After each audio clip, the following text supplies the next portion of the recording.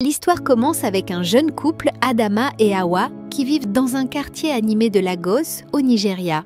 Ils sont mariés depuis peu, amoureux et heureux, même si la vie n'est pas toujours facile.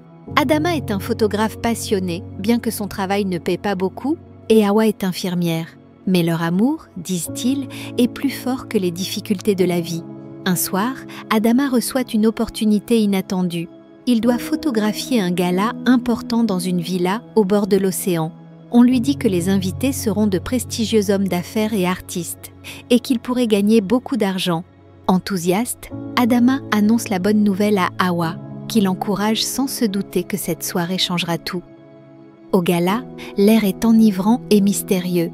Des rires résonnent dans les pièces illuminées, tandis que des musiques envoûtantes remplissent dans l'atmosphère. Adama fait son travail avec soin, capturant chaque détail. C'est alors qu'il la voit, une femme d'une beauté surnaturelle, vêtue d'une robe étincelante et drapée d'or et d'émeraude. Sa peau brille sous les lumières et ses yeux semblent refléter la profondeur de l'océan. Elle s'approche d'Adama et dès qu'elle pose sa main sur son épaule, il sent comme une chaleur glaciale le transpercer. « Toi, tu es spécial », murmure-t-elle d'une voix douce. Hypnotisé, il prend sa main, oubliant la salle bondée autour d'eux.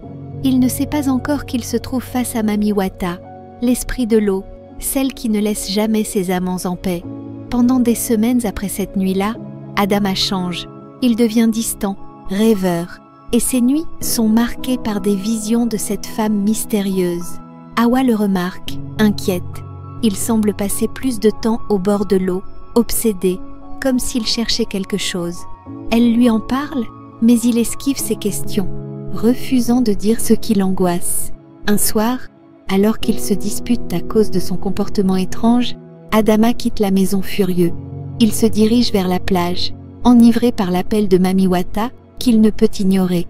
Il marche jusqu'à l'eau, et là, elle apparaît de nouveau, émergeant des vagues, le visage baigné d'une lueur bleutée. Elle lui tend les bras, l'invitant à s'enfoncer avec elle dans les profondeurs. Son regard est envoûtant, son sourire promet la paix et l'amour éternel. Mais au moment où il est prêt à se laisser emporter, Hawa arrive en courant sur la plage, désespérée de le sauver. Elle se précipite vers lui et le serre contre elle, essayant de briser le sort que Mami Wata a jeté sur lui. La créature aquatique se fige, et ses yeux, qui étaient autrefois doux, se remplissent d'une rage dévastatrice. Avec un sourire froid, elle murmure à Hawa « Il m'appartient maintenant, tu n'es qu'une ombre à ses yeux ».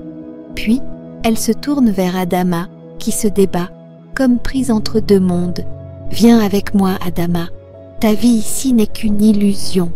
Dans les eaux, je te donnerai la paix et le pouvoir que tu désires. » Déchiré entre son amour pour Hawa et l'envoûtement de Mami Wata, Adama tente de résister. Mais la force de l'appel est trop puissante. Hawa, réalisant qu'elle perd son mari, hurle, implorant Mami Wata de le libérer. Désespérée, elle propose un marché. « Prends-moi, mais laisse-le vivre sa vie. » Mami Wata sourit, amusée. « Tu te sacrifierais pour lui, toi, simple mortel ? Très bien. » D'un geste de la main, elle relâche Adama, qui tombe épuisé sur le sable, comme libéré d'un long cauchemar. Hawa, elle, est engloutie par les vagues, emportée par Mami Wata dans les profondeurs de l'océan. Les villageois racontent qu'elle est devenue une des nombreuses âmes perdues, veillant sur les eaux, piégée dans une existence sans fin.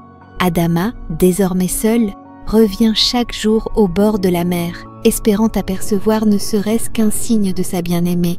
Mais les vagues ne répondent jamais. Il vit en silence, rongé par la culpabilité et l'amour, sachant qu'il a perdu Hawa pour toujours, pour avoir écouté le chant de Mami Wata, la créature éternelle et cruelle.